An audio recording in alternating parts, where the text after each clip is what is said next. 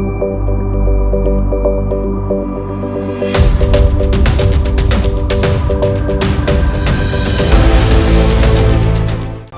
आप देख रहे हैं द एंगल। मैं हूं आपके साथ दीपाली माथुर। नजर डालते हैं इस वक्त की सुर्खियों। दिल्ली में आज से खुले दुकानें, मॉल्स और रेस्टोरेंट्स, वहीं कुछ क्षेत्रों में पाबंदियां जारी।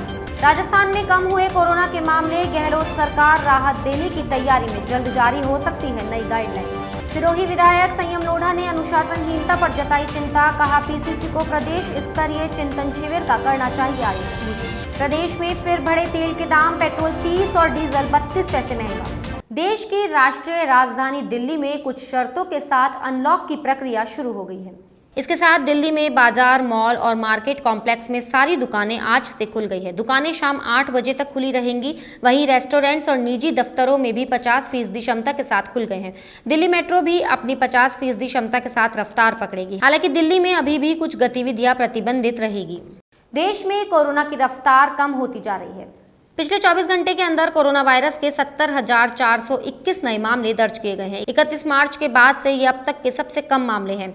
पिछले एक दिन में कोरोना से जान गंवाने वालों की संख्या 3,921 तक पहुंच गई है। राहत की बात यह है कि इस अवधि में 1,19,501 मरीजों ने कोरोना को हराया भी है। अब देश में कोरोना वायरस के एक्टिव केस भी 10 लाख से नीचे आ गए हैं। देश में कोरोना के कुल संक्रमितों की संख्या बढ़कर 2,95,10,410 हो गई है। वहीं इस संक्रमण ने अब तक 3,74,305 मरीजों की जान ले ली है।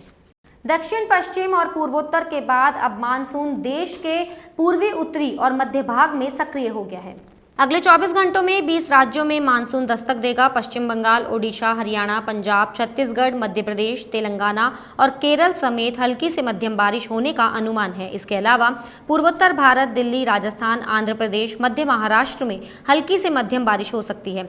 मौसम विभाग के मुताबिक बंगाल की खाड़ी में नमी के साथ ही चक्रवाती हवा का क्षेत्र बना हुआ है, जो मानसून को बढ़ाने में सहायक है। मुख्यमंत्री अशोक गहलोत ने एक बार फिर आमजन से कोरोना प्रोटोकॉल की पालना करने की अपील की है। उन्होंने कहा कि कोरोना संक्रमण से बचाव के लिए निरंतर मास्क पहने, उचित दूरी सहित हेल्थ प्रोटोकॉल की पालना करें। प्रदेश में संक्रमण के आंकड़े कम होते रहे हैं। ऐसे प्रदेश में लगे वीकेंड कर्फ्यू सहित अन्य कई जगह छूट का दायरा बढ़ सकता है।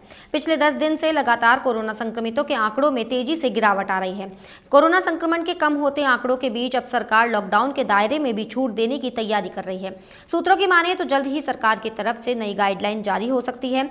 इनके लिए गृह विभाग के अधिकारी तैयारी कर रहे हैं। नई गाइडलाइन में वीकेंड कर्फ्यू खत्म करने के साथ ही cinema hall, gym, swimming pool, restaurants को कुछ शर्तों के साथ खोलने की अनुमति दी जा सकती है। राजस्थान के पूर्व डिप्टी सीएम सचिन पायलट इन दिनों दिल्ली के दौरे पर हैं। दिल्ली में पायलट आज कांग्रेस के बड़े नेताओं से मुलाकात कर सकते हैं। वे प्रदेश प्रभारी अजय माकन से भी मिलकर राजस्थान की राजनीतिक हालातों पर चर्चा कर सकते हैं। इसके साथ ही मंत्रिमंडल विस्तार और राजनीतिक नियुक्तियों को लेकर भी उनसे बातचीत कर सकते हैं। सिरोही विधायक संयम लोढ़ा ने एक बार फिर कांग्रेस में अनुशासनहीनता पर तंज कसा है। कांग्रेस में अनुशासनहीनता पर निर्दलीय संयम लोढ़ा ने चिंता जताई है। उन्होंने कहा कि कांग्रेस में चल रही घोर अनुशासनहीनता पर पीसीसी को प्रदेश स्तरीय चिंतन शिविर का आयोजन करना चाहिए। ये समझ तो बननी ही चाहिए कि हम महात्मा गांधी और पंडित नेहरू की विरासत के सेवक हैं। राजस्थान कांग्रेस में सचिन पायलट और मुख्यमंत्री अशोक गहलोत खेमों की लड़ाई अब खुलकर सामने आने लगी है। गहलोत सरकार में आरएलडी कोटे से मंत्री सुभाष गर्ग ने नाम लिए बिना सचिन पायलट कैंप पर निशाना साधा है। सुभाष गर्ग ने इशारों में ही पायलट खेमे पर दल बदल की कोशिशों तक का आरोप लगा दिया है। सुभाष गर्ग ने ट्वीट कर लिखा, ये मौसम ही है ऐसा, आतुर है परिंदे घोंसले बदलने के लिए। पायलट खेमे पर किए गए इस कटाक्ष को भरतपुर जिले के ही एक और मंत्री भजनलाल जाटव सहित कई कांग्रेस नेताओं ने लाइक किया है। सुभाष गर्ग के इस ट्वीट को पायलट समर्थक विधायक वेद प्रकाश सोलंकी के आरोपों का जवाब माना जा रहा है। कांग्रेस नेता दिग्विजय सिंह के धारा 370 पर दिए बयान के बाद बीजेपी आक्रामक होती नजर आ रही है। सिंह के बयान पर राजस्थान बीजेपी के प्रदेश महामंत्री एवं रामगंज मंडी से विधायक मदन दिलावर ने कड़ी आपत्ति दर्ज कराई है। दिलावर ने कहा कि अब वह जमाना गया जब देश विरोधी ताकतें कुछ भी बोल लिया करती थी। धारा 370 में फेरबदल करने वालों की ऐसी कोशिश करने से पहले हाथ काट दिए जाएंगे। दिलावर ने अपने बयान जारी कर चेतावनी दी है कि अगर कांग्रेस पार्टी में हिम्मत है तो वे इस बात को सार्वजनिक रूप से कहें। सोमपुष्य नक्षत्र पर प्रदेश के गणेश मंदिरों में भगवान गणेश का पंचामृत अभिषेक किया गया। जयपुर के चांदपोल स्थित परकोटे वाले गणेश मंदिर में गणेश जी महाराज का युवाचार्य पंडित अमित शर्मा ने विधिवत अभिषेक किया। इस अवसर पर मंदिर स्थित प्राचीन गणेश जी महाराज का मंत्रोच्चारण के बीच विधिवत अभिषेक पूजा व अभिषेक किया गया। गणेश जी महाराज को दूध व दही, घी, शहद, बूरा, गुलाब जल व केसर जल एवं अनेक द्रव्यों से महास्नान कराया गया। इसके बाद गणपति को नवीन पोशाक धारण कराकर फूल बंगला झांकी सजाई गई। कोरोना महामारी को समाप्त करने के लिए गणेश जी महाराज से प्रार्थना भी की गई।